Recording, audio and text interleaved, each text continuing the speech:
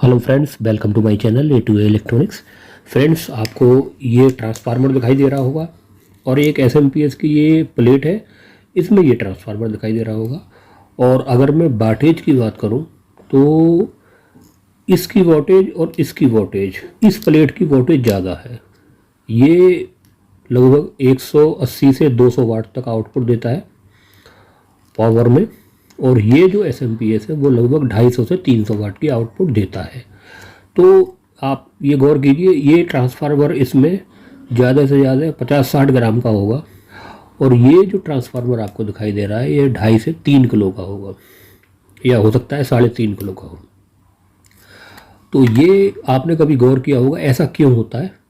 तो आज मैं वीडियो में आपको यही बताऊंगा कि इतने से छोटे से ट्रांसफार्मर से हमें इतनी आउटपुट मिल रही है, और इतनी आउटपुट के लिए हमें इतना बड़ा ट्रांसफार्मर लगाना पड़ रहा है, इतना वेट है और इतना कॉपर लगता है। और इस छोटे से ट्रांसफार्मर में कॉपर बहुत ही कम लगता है, 25-30 ग्राम कॉपर लगता है।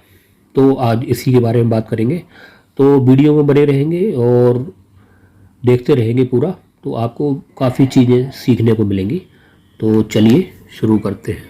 फ्रेंड्स, जनरली जो आयरन कोर का ट्रांसफार्मर डिज़ाइन किया जाता है उसमें टर्न पर वोल्ट निकालने के लिए हमें ये फार्मूला यूज़ करना पड़ता है। तो इसको आप देख लीजिए, ये है 10⁻⁴/4.44, ये फिक्स है वैल्यू, और इंटू बी मैक्सिमम इंटू ए इंटू एफ। तो बी मैक्सिमम होता है जो फ्रेंड्स, जो आयरन कोर है उसमें जो मैग्नेटिक फ्लक्स होता है वो वी मैक्सिमम होता है, और इसकी वैल्यू ज़्यादातर हम 60,000 के करीब लेते हैं। और ए जो होता है इसमें वो कोर एरिया होता है इन इंच में, और जो एफ होता है वो एसी की जो बिजली हम इसमें इनपुट देते हैं उसकी जो फ्रीक्वेंसी होती है वो जनरली इंडिया में 50 हर्ट्ज की होती है। तो इसमें आप देख रहे होंगे ये जो कोर एरिया है वो तो जो ट्रांसफार्मर होता है हमारा ये वाला, तो जो बोबिन का कोर एरिया होता है ये वाला जो बीच में बोबिन होती है उसमें, वो कोर एरिया हो गया इंच में। तो जो मेन चीज़ है वो है एसी की फ्रिक्वेंसी। तो यहाँ पर हम 50 हर्ट्ज की फ्रिक्वेंसी हम जनरली हमारी होती है।